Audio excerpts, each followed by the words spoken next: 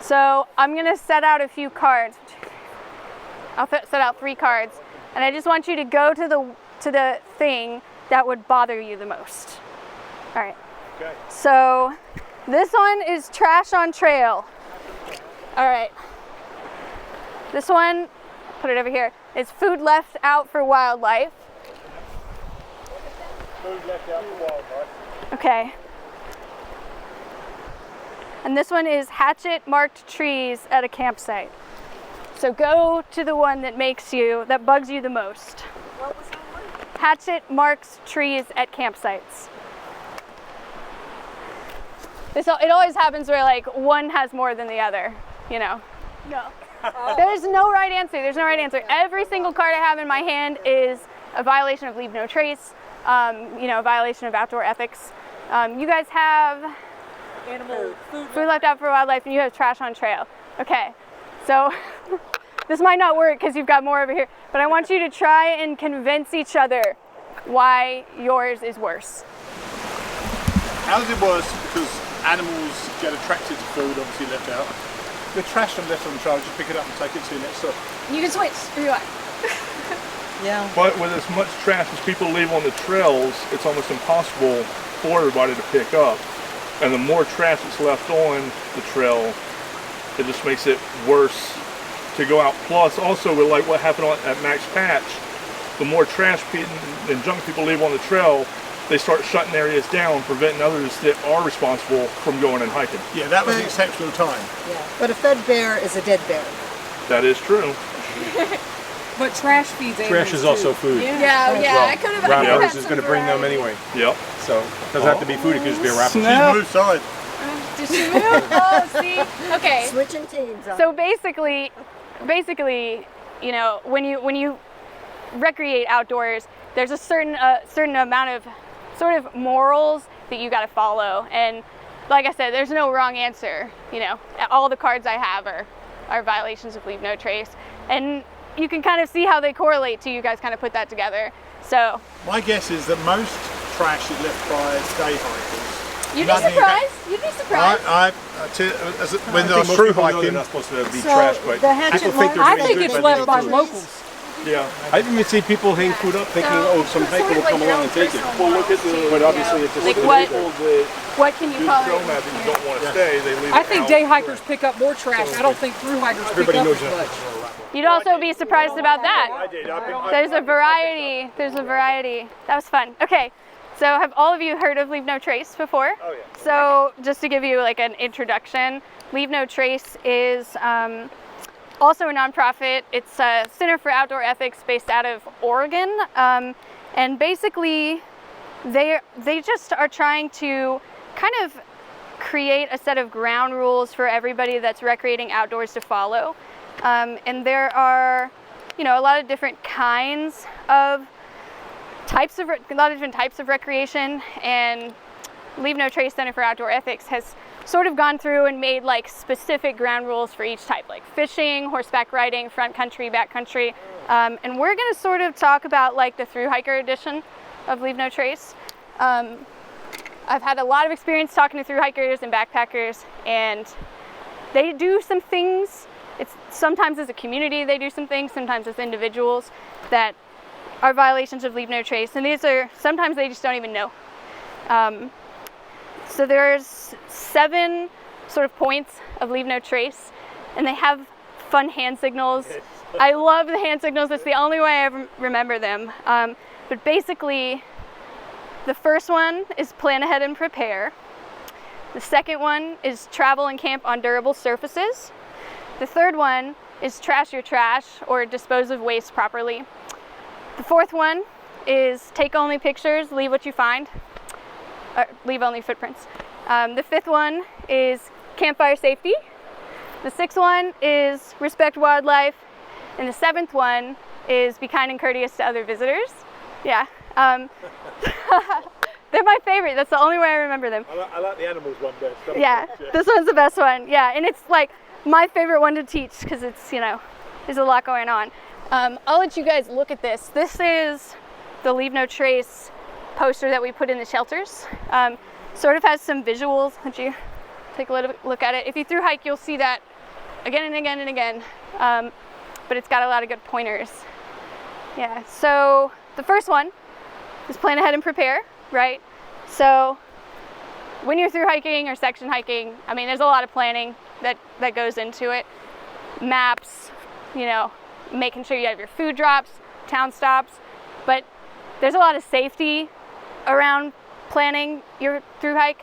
And I mean, the first thing that I want to mention is using Far Out, because Far Out is something the agencies use now, which is an app. I'm sure you've heard of it. Used to be called Guthooks. And that's where you're going to find the best information, where the water is, where the shuttles are, where the bears are active, where there are snakes, where there are yellow jackets, you know. And that's a safety thing too. So if somebody is using AWOL or a book, you know, that's a good way to do it, but Far Out is going to have the immediate information for you. And it, like I said, it's what we use all the time. And when you're out there hiking, you're going to walk through a lot of different land management agency owned property. And Far Out is going to tell you when you step over a boundary, what the rules are when you step over a boundary. So my section of trail, McAfee Knob, is strangely National Park Service. So it's sort of like a national park kind of blipped in the middle of two national forests. So the rules and regulations in my section are stricter. You know, you got to camp at designated camp areas, you can't have fires everywhere. And it kind of goes the same for national forest. So when you're section hiking or through hiking, you got to check what area you're in so that you can follow the rules. Like wilderness area has stricter rules. National forest, where we are now, has pretty lenient rules. You can camp wherever you want. You can have a fire wherever you want. You know, your dogs don't have to be on a leash, where when you're in a national park, it kind of tightens up, gets a little bit stricter. And mostly that's because of the numbers of people that are visiting those areas. Like when you're in a national park, there's a lot more people, the rules are stricter. Just easier to follow. And if you ever run into a park ranger and you're doing something wrong in a national park, you could get a ticket. Most likely a warning, though. And what you're doing now, kind of testing out your gear and everything, is a big part of planning ahead and preparing. Because if you don't know what you want your sleep system to be, or what you want your rain gear to be, or how you want to cook your food, you know, you're going to be hurting when you get out on trail. So I think that's a big part of, you know, planning ahead and preparing. Thank you. And usually when I teach this class to people who aren't overnighting or in the backcountry, I talk about the 10 essentials. A big one for me is clothing, a headlamp, not a cell phone flashlight, they only last for about 45 minutes, a headlamp, and appropriate shoes. And also your fitness level is really important. A lot of people through hiking have injuries, and it's best to sort of know how your body's going to respond to long distance hiking the best you can, you know, practicing, getting out there, making sure you're fit enough to do the amount of mileage you want to do. And then, you know, expecting injuries and having a plan for injuries. Whether, you know where the local Med Express is, or you have a plan with somebody at home to help you out. Injuries do happen, and I think it's really important for everybody in the backcountry to have a plan individually. And also maybe a spot device or a GPS device. There's been a lot of instances on the AT where people have been saved because of their Garmin InReach or their spot device. So that's something to consider. Some people don't carry it, some people do, and then when you need it, you don't have it. Yeah, so you know when we were talking about the lost lives we've had on the AT, and we had a murder just over here in the National Forest in 2009. One of the victims was rescued in a timely manner because she had her spot device. Like, they got to her as quick as they could because she had her spot device. Yeah, so being flexible on your hikes, planning ahead and preparing.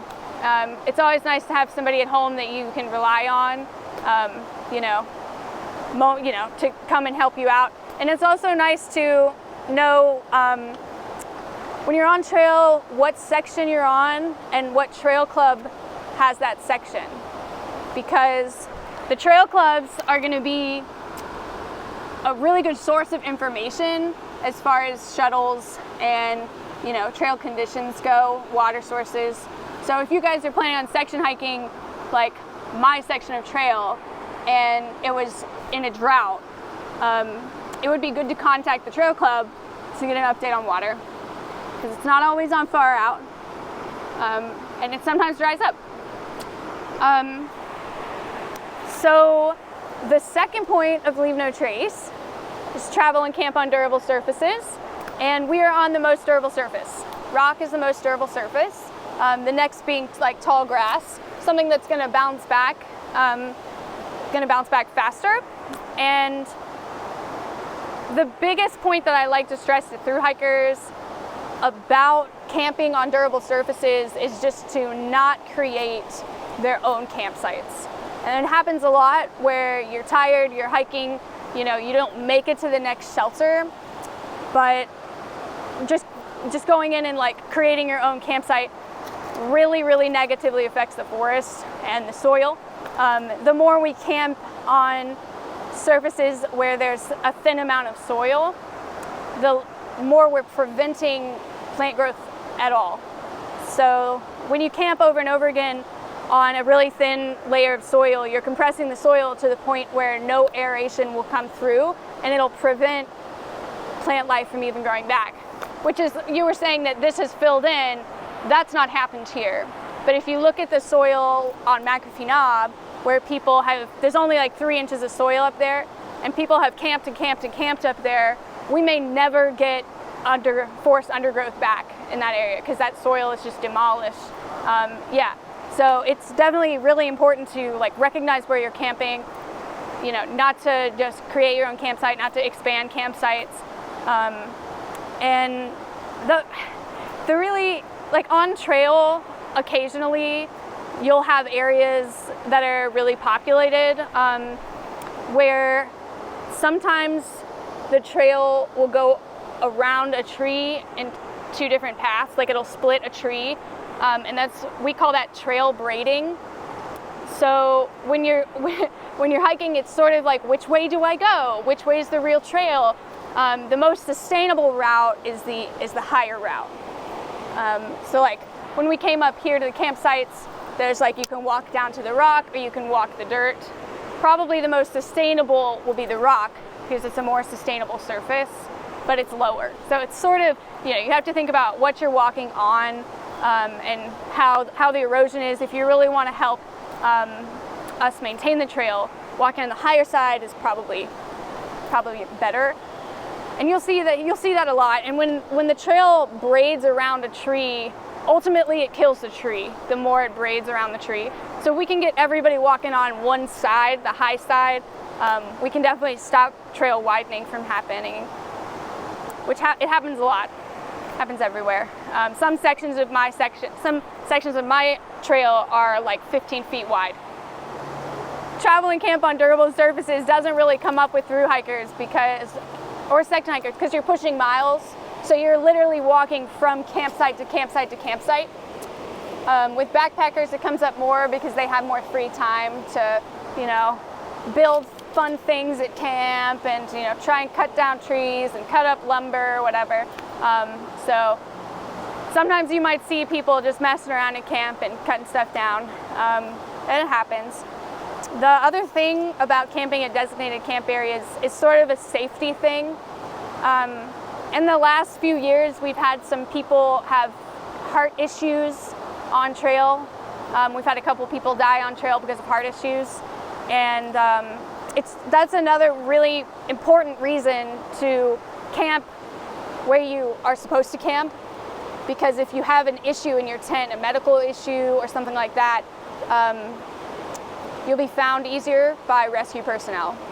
So, if you're injured, you can call and say, I'm at this campsite. Or if you wake up and you feel like you're having an allergic reaction, you can say, I'm at this campsite. And then it'll be easier to get to you. and the designated camp areas are built to sustain camping, whereas a lot of camp areas aren't. Yeah. Like I said, it doesn't really happen with the thru hiker world where we've got people making side trails and stuff. I guess maybe switchback cutting if you're really trying to speed up.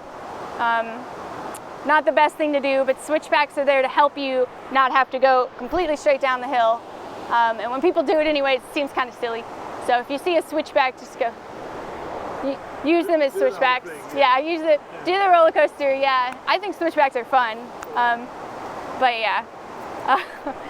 So the third point of Leave No Trace is the best. It's trash or trash, or dispose of waste properly. And this is where we get into cat holes, right? I'm sure we've all dug a cat hole.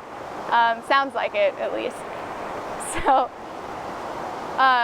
popular in the thru hiker world, backpacking world, are what we call surface deposits, where you just poop wherever you want and you just leave it there. Don't even put a rock over it, just leave it there. So we call those surface deposits, and they're pretty unsightly, right? And they're just unsanitary for the whole community. So we're trying to prevent that by teaching people to dig cat holes. And cat holes are, 6 to 8 inches deep. Occasionally you can stick a stick in there just to show everybody, hey, there's a cat hole here, so they don't re-dig it. And they have ultralight trowels now. I think I brought mine. They have ultralight trowels now, so there's no reason for thru hikers to not dig a cat hole anymore. Super ultralight, yeah. They dig terribly, but they don't weigh anything. Put a little bit of duct tape on the end. That thing is sharp. Yeah? Do you use one of these? And Yeah. the problem is the handle's kind of sharp, so if you're digging up That's the rocks problem. and I just Stabs usually- you. I put some duct tape on it just so it doesn't dig in there. Oh, okay, so put some duct tape Which on it, means yeah. It's not as lightweight anymore. So, Yeah. You know, Last you year, can go to Walmart and get a plastic one. that's what I use, a GSI plastic one. Last year, there was a thru hiker joke, like he's so ultralight, his trowel is a spoon or something like that. Yeah, yeah, I know. Yeah, yeah, and I have to say that it is the least fun is cleaning up surface deposits. Like the whole biohazard like ordeal, it's the least fun, and it can ruin a ridge runner's day for sure. And it's not like we don't have privies. Of course, like occasionally there aren't privies, like some parts of the Smokies. The Priest is having a big privy problem right now. We're sort of changing how we do privies. So sometimes there aren't privies and it just gets really messy. And occasionally, like a trend that I find is female backpackers thinking they need to, they use toilet paper every time they go pee and they don't know what to do with their toilet paper, so they just like toss it. Yeah, we don't like that either. I pick up a lot of that, a lot of cleaning. Feel like though that thru hikers are actually less likely to do that than like weekend backpackers and stuff? Because I feel like people just get used to it. That was one of the biggest things that we cleaned up at Max Patch when we went up there was toilet paper, and also there was a bunch of feminine products that they had just tossed off to the side. I think that thru hikers I think they clean up their human waste better, but I don't think they clean up their trash better. I mean, it's hard for me to make a distinction between thru hikers and backpackers because every single individual is different. Some backpackers are like me, where they're all about leave no trace, and some thru hikers are, and then some, complete opposite. So it's hard for me to say what thru hikers do and what backpackers do, but a lot of the time, the two crowds do all the things, and some of them don't. But I always stress with people, if you're gonna have an emergency poop, you still need to dig a cat hole. You just, put it in the cat hole. Yeah. I'm a big fan of digging my cat hole before I go to sleep. That's super helpful, especially if you're like trying to get up and go. And you might have to plan your cat hole. Huh? Never be able to find it. Oh. I don't know. If I'm gonna dig a hole in the woods, I think I'd be able to. I have a friend who digs 3 cat holes every night Really, 3? because she knows she's gonna poop 3 times. That's great. That's good. That's good self-knowledge about, yeah. And the feminine products thing is, I don't actually pick up that much garbage like that. You'd be surprised. I mean, I know most through hiker females are used to packing it in, packing it out. But yeah, that's not a trash item that I find a lot, which is great. Lots of toilet paper though. I think the more Leave No Trace advocates there are, which increases every day, the more people will learn and understand and act on Leave No Trace. I think it's gotten a lot better. I do, you know, my first season of ridge running was full of cleaning up graffiti, cleaning up huge trash piles, dealing with habituated bear. I mean, you know, I had every single problem in my first season, and this season it's been like there's no graffiti, there's some trash. Everybody's been really nice. I've not had a single bear problem, which is great. So I think that since the COVID years, things are kind of trending back to normal, except for all the thru hiker numbers. Yeah. I have a game to play too with this. We can get off the rocks. I totally forgot about this game. This is the trash timeline. No, you're not. Yeah. Yeah, we can't give it. Monty Blue and I can't. We can't play. This is really interesting. You have to play. We know the answers. Okay, so just don't sort people. Okay. Yeah. Okay, so I'm gonna give you a card, and you can't look at what's on the back, and then we're gonna sort everybody from, I always get this mixed up. So over here is gonna be the item that we think will take the least amount of time to decompose, and then we'll go up to the most amount of time to decompose. Don't look at the time.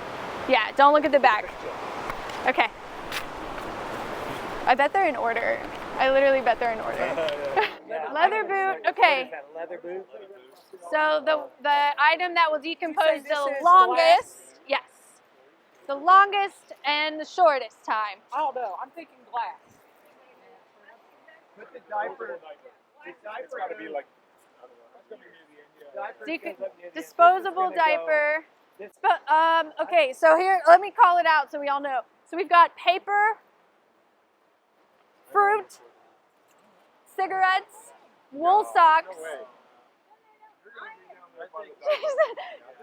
Agree to disagree. Agree to disagree. I love how serious you guys are taking this. This is so good. Is he the last one? I think leather is leather takes. Superimpose. Okay, here. Where do you want the leather boot to go? Okay. All right. Is this what we think? Okay. All right, so flip them over. So what does yours say? 4 weeks. Okay. All right, so we've got, Up to 5 years. That's pretty good. so we've got paper. A million years. Hold on. So we've got paper is how long? 2 to 4 weeks. Okay, so we've got orange or banana peel, up to 2 years. This is the best teaching mechanism. Nobody realizes that it takes so long. Cigarette butts, 1 to 5 years. So me and Leather Blue should split. Wool socks, 1 to 5 years. So I suppose Yeah, Yeah. just You're after 10 the to wool 20. socks. Wow, you guys actually, what's yours? A million years? Yeah. You guys actually, you had it right. Wow. That's- Where's the leather boot? It's interesting too because when I'm on trail and I see somebody throw a banana peel or an orange peel is most common on the ground, the best teaching technique is, hey, like, did you know that it will take up to 2 years for that to decompose? It's going to be just sitting on the surface. Most people look at it as, well, it's a food pill. Yeah. You know, it's biodegradable. It'll be gone in a couple of weeks. Right. Even. And the same thing goes for the paper. You know, it's like this is why, this 2 to 4 weeks, this is why you can put paper in your cat hole, but not on the surface, because it will take 2 to 4 weeks. It'll just be sitting there for 2 to 4 weeks. So, yeah, trash timeline. Yeah, it really helps you visualize. Glass bottle, 1,000,000 years, right? That's crazy. So, yeah, and if you, I mean, never. Now if you see somebody littering out there, you can be like, hey, it's going to take 50 years for that to decompose. Let's not litter that. So, well, the fourth point I'm sure you all know is take only photos, right? Leave only footprints. This kind of is a little bit more useful in like the big national parks like the Grand Canyon, where, you know, if you take one rock and everybody takes the rocks, that's 1 billion trillion rocks gone. But the biggest thing for me are cool things for other people to see. Like, one day I was hiking a Dragon's Tooth for work, and there was a 6-foot-long snake skin on the ground. And I hiked up to the tooth, spent a couple hours up there, came back down, and it was gone. And I was really excited to like stand there and show the little kids coming up, like, oh my gosh, look at this cool snake skin. And, you know, nobody else got to see it after that. When you take things out of the woods, like really cool things, it kind of like loses memories for other people. And I also experience people harvesting stuff in the woods often, like mushrooms and berries and stuff. And the general rule is up to a gallon. So like a Walmart bag, anything more than that is, you know, it's not great for the environment. Except for at the Grayson Highlands, where you can pick as many blueberries as you want in a certain time period. And I'm sure, have any of you eaten high bush blueberries? Yeah, high bush blueberries. Oh, they're so good. They're worth picking. Yeah, so you can pick up to a gallon of those if you want and not have any effect. But a lot of hikers will like walk down trail and pick flowers, etc. And we try and ask them not to, just because if one person picks a flower and everybody picks a flower, all the flowers are gone. Yeah. My hike was I learned from some of the locals about the ramps. Yeah. And so I'd pick, 1 or 2 ramps just to cut up and go on my food or whatever. Yeah, and the cool thing about ramps too is if you cut the leaves, you're not damaging the population of the plant at all. Where, like, black cohosh, for instance, when you use that medicinally, you use the root. And it's been scientifically proven that you cannot harvest black cohosh sustainably at all. Like, no matter how many plants you harvest, it will deplete the population of that, like, growing group. So it really depends on the plant. Yeah, like right now, you can harvest as many acorns as you want. There's acorns everywhere. But when it comes to areas that the bears need the berries or they need the squaw root, can't really harvest those. You'll be affecting the ecosystem. But yeah, and that doesn't really come up a lot with long distance hikers or backpackers because nobody's wanting to carry any more. But definitely, the more people that get out on trail, the more I'm trying to tell them, oh, you found a cool rock. Like, maybe put it somewhere where somebody else will see it. Oh, you found a cool feather. Like, I want people to have a similar experience in nature. Plus, it's pretty good teaching for wildlife education when you see a cool feather and you can identify it. I didn't realize the road was so close. I guess it is right there. Echoey. So the fourth point of Leave No Trace is one of my favorites, which is campfire safety. I don't know if any of you still make campfires. So, you get to camp, you want to build this cool campfire, and then you're tired and you go to bed early and you don't have the energy to put it out all the way. The same thing happens in the morning. You build it, you leave, it's still burning. And it might not seem like leaving a campfire, like embering is all that dangerous, but in reality, that could spike up at any time. I always say there's no need for a campfire unless you need the light or you need the warmth. But it's a really fun thing to do with your family, your kids, have that campfire camping experience. So if you are going to have one, it's best to have it in a designated campfire ring, which is metal. And all the shelters and campsites on the AT have metal fire rings, except for the one, where you guys are camping up here where it's dispersed. Yeah, so a lot of what I experience is people get to camp early and they get bored, so they see all these rocks, so they build a new fire ring just for themselves right next to the other fire ring, and then we have 2 fire rings. And every time you burn soil like that, you kill the top 2 inches of soil completely. Kill it. Like, that soil has to regenerate 2 whole inches. So the less fires, the better. So there's one more thing about fires that I like to teach people, which is the 4 Ds. I always get these mixed up. Dead, to make sure the firewood is dead or dry. Down, not cutting limbs off of trees and stuff. Dead, down, dry. So we're not creating like a huge, huge pillar of smoke. And the diameter of your forearm. And I feel like for overnight, like backcountry campers, the diameter of your forearm thing, that is what I teach people, because that is a good reason to tell them, hey, you left your campfire burning and I had to put it out. Next time, try and choose smaller wood that'll burn faster. It's always good. It's always good to, like, for me, I always give people a second option. Like, hey, here's, this happened. Here's how I remedied it. Here's how you can not do that next time. The one thing I want to say about campfires, I know this is like skipping back a little bit, is they're not trash cans. Everybody burns trash. Yeah, everybody burns trash, and every ridge runner carries soot-covered trash all over the trail. Your trash is never going to burn all the way. No matter what it is, it's never going to burn all the way. And fire rings are not trash. Yeah, somebody has to come up and clean that out, and that's something that everybody does. Everybody does it. They're just used to it. They're not, yeah. That's the last thing I want to say about fires. So, Pony's going to help me with the next point, which is respect wildlife. Oh, yeah. Yeah. Oh, God, I learned this. I don't remember it. Yeah, okay, so this is all about food storage, Yeah. right?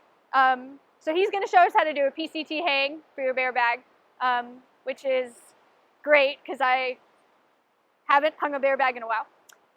But if you want to take a look at my bear barrel, have you guys seen these before? So that's nice. But it doesn't have the screws. It's got the pegs. Yeah, where you have to like push them. Yeah.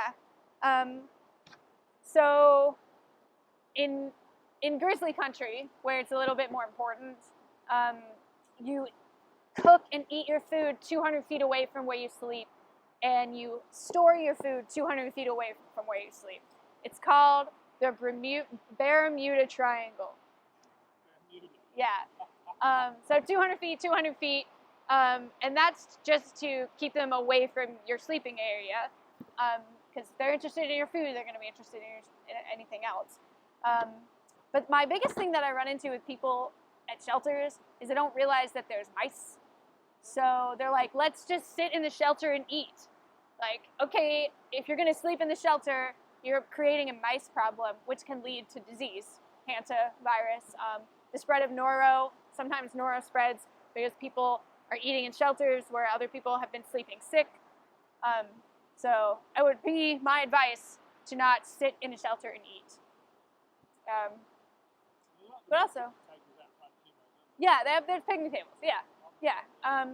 I mean, it sucks when it's raining, but it's gonna help everybody. It's gonna keep the rattlesnakes away. That's a big one. If you have mice at a shelter, you can tell because you got snakes at a shelter. But yeah. So there's a couple of ways to throw a bear bag, but we've got the easiest way, all planned out.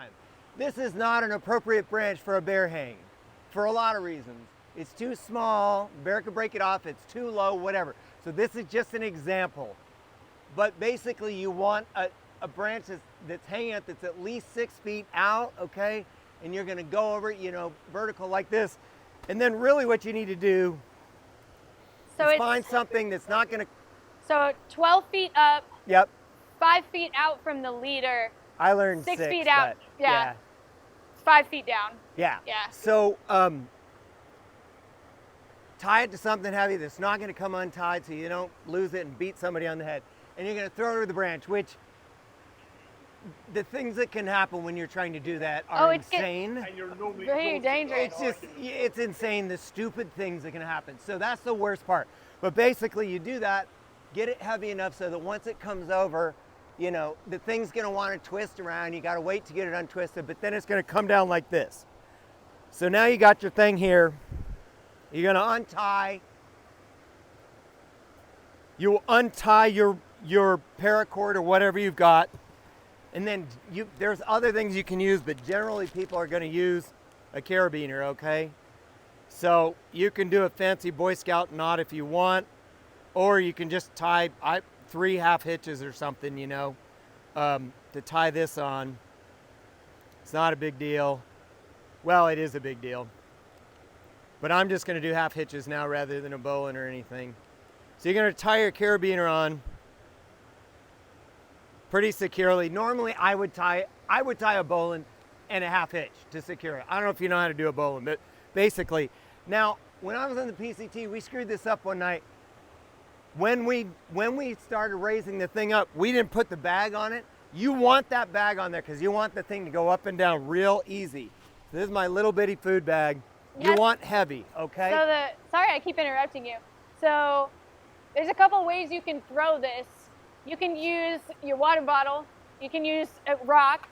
You can get a handkerchief and fill it with rocks and tie it up into a little bag, a rock bag. Best advice is to throw it like this. Yeah. That's the best way to throw it. I mean, there's no, like, you can go underhand, good luck. You can do the lasso thing, but it's hard to keep is- control of it. This is what So, you want. Yeah, throwing it overhand. Yeah. And I like to tell people that first thing you do before you set up camp, throw your bear bag. And I like to treat it kind of like a game so that it gives you more want to do it. Let's see how long it takes me and my klutzness to throw this bear bag up. So yeah, makes it fun for kids too. It is fun, but it's easy to screw up. All right, so basically get your weight on here, because if you send this carabiner up there, it's gonna get stuck and then you're gonna be mad. That's what happened on the PCT one time. You're gonna take whatever the other end of your thing is, and I've got too much cord here, you're gonna run it through your carabiner, okay? And the reason to do that is because basically you have a pulley now, all right? So you can raise this up and down. That's what you're doing. So when you run it through, pay attention to which side, because you don't want it to get all twisted up and make it hard to pull. What I do is I get it up high, and then, so find yourself a decent size stick, and then really what you're gonna do is you're gonna tie this stick on. You can do it, again, I'm not gonna do it permanent here, but I'm just gonna do half hitches. But do this fairly securely because it's gonna bear weight, okay? And then I'm gonna do one more half hitch. You can do clove hitch, bowline, all kinds of things, whatever good knot you know. I like bowlines because, you can. You do not have to know knots. No, to throw you a bear can just do tennis shoe knots, But the point of that is, so you're creating this interference here. You can do it high up or whatever, but because remember you want it high up the ground. So this one's not really high enough, but that's what you're doing right there. So the thing stops there. Look, I could do this better. I'll show you how. Because I'm being lazy right now. Because I'm just trying to demonstrate. But basically, I want to get it up higher. I'm like, oh, that wasn't high enough. A bear's going to use that as a piñata, right? You don't want to create a piñata. Most bear hangs are terrible. In fact, most bear hangs I see are worse than no bear hang. So, I'm going to do it a little bit higher. And you can stand on something to get higher, all this stuff. And again, I'm just going to do half hitches because I'm lazy. But let's see if I gained a little bit there. See if I gained a little bit. Yeah, so it's a little bit higher now. And the reason it was not high enough is because I was being lazy and doing it in front of my face. So in reality, he's okay on his height here, but what he could have done was he could have like thrown his line up on that branch and actually hooked his food onto his line. Oh, you can do and that drug whole it thing over too, to yeah. this tree. So the bag would have been hanging in the center. Yeah, that's the super pro way to do Yeah, it. and it's really, you can only really tie your bear bag between two trees if it's like got a limb that's too small and like you have to use the other tree, you know. But this is pretty good, and this is gonna keep. I mean, it's gonna keep raccoons out. It's gonna keep, you know, bears out definitely. Sometimes you can encounter some raccoons going after your food. Yeah, the super fancy kind, I've never been able to do one because you've got to get the exact right position. Yeah, where you're going to get it here and string your food and then get it over there. So Yeah, we can definitely have. I will tell you that a lot of people use those the no scent bags. I don't even know the brand. Ursac. Yeah. Last year in my section, I had 6 reports of thru hiker bear encounters with Ursacs running off with them. I just don't. You have, the bear hang is going to keep your food secure. So Pony gave us an amazing example of, you know, a PCT bear hang. That is the standard now, the PCT hang. The ATC is recommending barrels now. There's a lot, all the way up. The bear population on the East Coast is increasing, seriously increasing. I think I looked it up, and we have over like 200,000 black bear on the whole East Coast now. Yes, they do make a smaller one now. This is a bear vault. There's one that's a half size of this now, right? So it's just, yeah. I mean, I could fit 15 days in this, it seems. But you know, not just food's going in here. No, I'm just kidding. It's just, this is the size of my torso.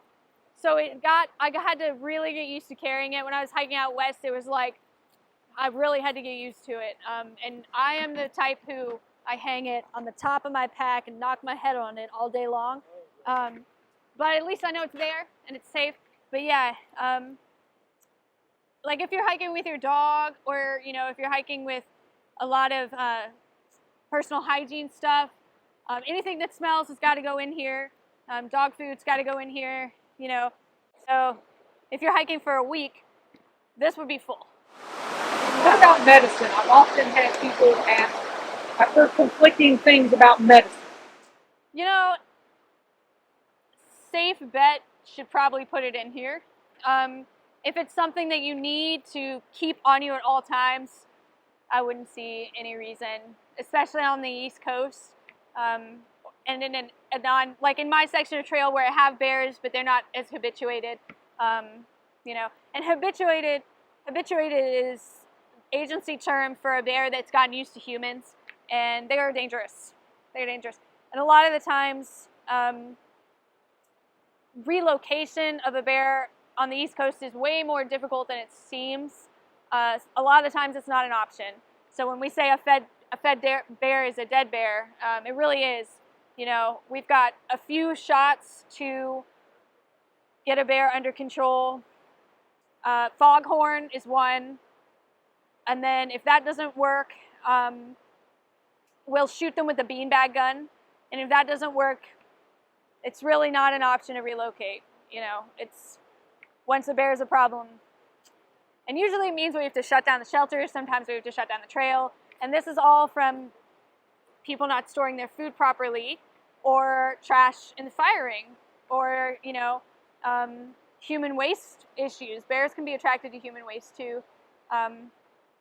But bear barrels are the recommendation, and they're hoping to try and get with businesses along the AT to rent them. So that's what we're hoping.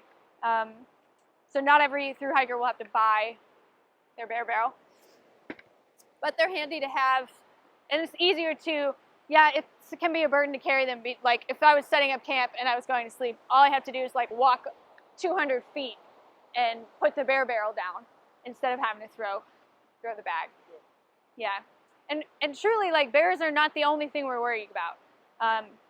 Mice, mice bring snakes, and as far as the 6th point of leave no trace, which is respect wildlife, that comes to all wildlife. So squirrels, chipmunks, snakes. I've seen so many hikers just try and pick up black snakes like they're their best friends. Box turtles. I don't know why people have to move box turtles around, but definitely, we're out here in these animals' homes. We're basically invading their homes, and they don't understand that food is not for them. They just don't understand it. So the more we can do to protect the wildlife in our ecosystem, the more it'll flourish, and maybe the more some creatures that haven't lived here before will come back, like the mountain lion. That'd be nice if we could have mountain lions again. So that's what we're aiming towards, right? So I'm almost done. So the 7th point of leave no trace is be kind and courteous to other visitors. And a lot of people that are zipping on through don't really have this issue. But I think the biggest one for people in the backcountry is loud noises at camp. Loud lights. Loud lights at camp. Getting to camp late and being disruptive. Not using a red light really irks other campers. You would think that it doesn't. Like, you'd think you use a red light to help you be able to see better, but really it helps everybody be able to see better. Usually when I teach Boy Scouts, I always teach, like, okay, does your headlamp have a red light? If it's dark, use it. Getting to camp late. Getting to camp late is always, you gotta be quiet if you get to camp late. Another big thing is listening to music while you hike. Bluetooth speakers while you hike. A lot of people say that it scares the bear away, but it does not. Scientifically, it does not scare bear away. Sometimes bear bells even don't scare bear away. But it can be really disruptive, and generally the rule is if I can hear your music from 50 feet away and you can't hear me talking to you, then we have a problem. Then I'm going to ask you to turn it down. But technically you can have music playing. It just can be pretty disruptive. Yeah, and I do want to say this because we're perspective through hikers and we have been through hikers. This year particularly, norovirus was really bad on trail. And I don't know, this kind of pertains to being kind and courteous to other visitors, because if you're sick and you feel like you have noro, the first thing you need to do is alert everybody around you. Because they all need to wash their hands, they all need to stand 6 feet apart. It's an extremely, extremely contagious stomach virus. And I've had it. I got it this year from a thru hiker who did not tell me he was sick. I shook his hand. It's pretty much the worst sickness I've ever had, and it spreads rampant through the Novo bubble particularly. So, if you feel sick, tell somebody you're with, because that could save them having to get off trail for 3 or 4 days. Yeah, you're shaking your head. Yeah, it's no bueno. It's no bueno. And I enjoy the fact that, like, if somebody with noro has stayed at one of my shelters, they'll put in the logbook, like, somebody with noro stayed here, so that nobody uses the privy. Like, I'll close down the privy, I'll bleach the privy clean. We're really cautious about it. And the last thing I want is people holing up at hostels and the whole thing, the cycle continuing and continuing. Virus can survive on dry surfaces for 2 weeks. 2 weeks, really? Yeah. I was physically sick for almost 11 hours straight. Like, literally vomiting for 11 hours. It was pretty awful. It's not something I ever want to experience again. But that's a big part for me of being kind and courteous to others when you're through hiking. It's just letting everybody know what's going on around you, what's going on with you. Yeah, that's pretty much Leave No Trace in a nutshell. There's a lot of other things we could talk about, like the proper way to wash your dishes at camp, disposing of your gray water. Basically, don't wash your dishes in the water source. Don't wash your feet in the water source. Don't wash your dishes in the water source. Don't contaminate the water source in any way. Being kind and courteous to others. The best thing to do is sorry, I'm just skipping around because I forgot some things. The best thing to do when you clean your dishes at night is to bury the extra food, or you can drink your gray water, which can be kind of icky, but I don't do it. It's not that bad, right? Yeah. So gray water is the water that you put in your bowl after you're done eating. It still has some of your food in it. So you can bury that in a cat hole. You can carry a little sponge, like a little piece of a sponge and a strainer with you, or a piece of cheesecloth. You can actually strain the liquid from the solids, bury the solids, but you don't want to use soap and water sources. Here, this is so flowing, it might not be that bad, but downstream, as far from camp as possible, so nobody's going to be drinking that water. And I'm trying to think. Yeah, so there's one other way that you can dispose of your toothpaste, which is what I do. Yeah, so Chloe's gung-ho, and I love her. Yes, she is kind of scary. Was she really? Boy. I love it.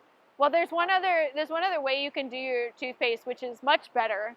You can do what's called a spit take, where you brush your teeth, you don't spit anything out, you keep brushing, you finish brushing, you take a big sip of water, swish around your mouth, and basically spit it. Yeah, and that's totally fine. Our biggest concern with toothpaste is it's just a glob of goo right there. It's pretty unsightly. It's wildlife attractant. So if you can spread it around, or you can swallow it if you want. I don't, because the spit take's easier. But, if you can spread it around, and you can sort of do that with your gray water too. Get a good spray going. Yeah. It's not as bad as it seems like it's going to be. Yeah, no, it's not. There's not much food. It just tastes like slightly flavored water. Slightly flavored water, yeah. I'm just not a big fan of it. And I'll tell you one thing Chloe told me. She told me that she didn't realize this, but her whole through hike, she was disposing of her tea bags in the fire rings. Because she thought, like, oh, it's just tea. But, takes that tea bag how long to decompose, takes the string how long to decompose. Yeah, the staple. Yeah, so it's little things like that people don't think about. My biggest hate is micro trash. I've picked up like 4 pieces of micro trash on this rock. It's like the little ends of granola bars, and it's literally like the teeniest, tiniest trash. If you can pick up your micro trash as best as you can, that'll save volunteers, staff, hours of work. It takes forever to pick up all those little pieces. But once you get like a huge group come into a campsite and all leave micro trash, it's really unsightly. It looks like confetti. Yeah. I think that's all that I wanted to cover. Chloe's so hardcore that she thinks that you should have rubber tips on your poles. Yeah, I disagree with the rubber tips. She thinks you're scratching rocks, but the reason I don't agree with that is because I've had too many rubber tips sucked off in the mud, and that's worse, isn't it? Like what's the difference That rubber's between... gonna last a long time. Yeah, what's the difference between A scratched accidentally littering or scratching a rock, Yeah. but also aerating the soil a little, right? Yeah. I agree. It's kind of like pick your battles with Leave No Trace. Like I always say, there's good, better, best. Yeah. Like there's the people that are trying to do Leave No Trace, maybe don't understand it, don't know how to throw their bear bag perfectly, but they're trying, they're thinking about it, that's good. Better, people that have taken a class maybe, people that have backpacked a couple of times and learned. Best, Chloe de Khmer, Vulture, Who doesn't breathe while she's on trail. Yeah. He just uses an aqua lung. Or you know, or people like this group who've heard several different Leave No Trace presentations. You know, good, better, best. If you're anywhere on that spectrum, you know, you're doing Leave No Trace.